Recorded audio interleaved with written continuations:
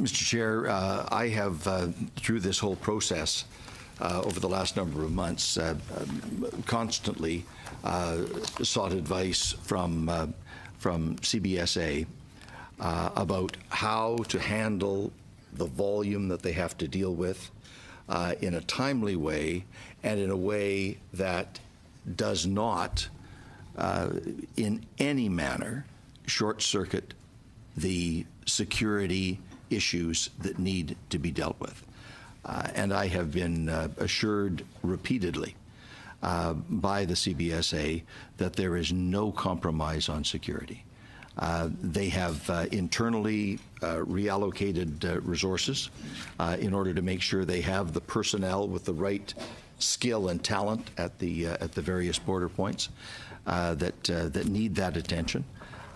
They work seamlessly with the RCMP, and the RCMP have also reallocated resources into the areas that are most affected.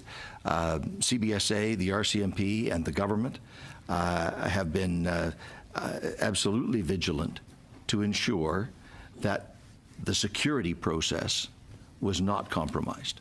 And by the way, let me just say about if you're hearing a CBSA officer that says he's somehow reluctant to speak to a member of Parliament, he or she need not have any such reluctance. They are citizens of this country, and they're entitled to speak to their members of Parliament. So basically, what I'm hearing is that some processes have been cut, and that the priority remains the security of Canadians to bring people in. So processes have been cut.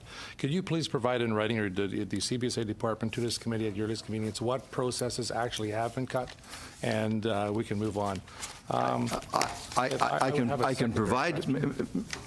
Your question implies some degradation of services. No, that implication is just not appropriate.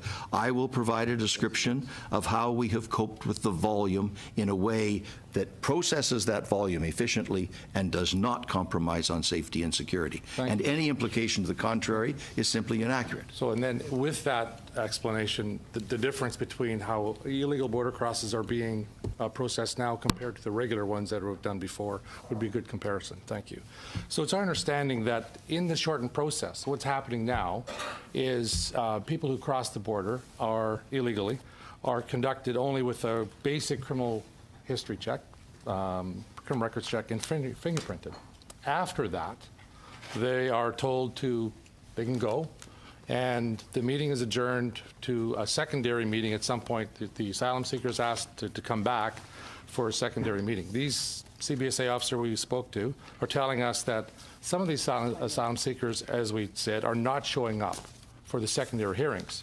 So if that's the case, how do we know where they are, who they are, and what's happening with that whole process, and how many are not attending these particular hearings? Do we have any numbers on that?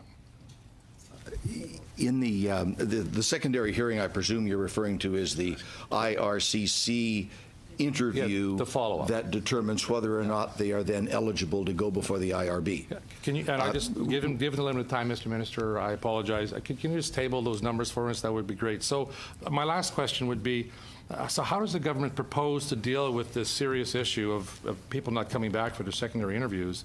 And what's their plan to restore public confidence in our ability to secure our border, to make sure that and mitigate the concerns for public safety for those that come in through a process that is illegal and don't follow the process as they should?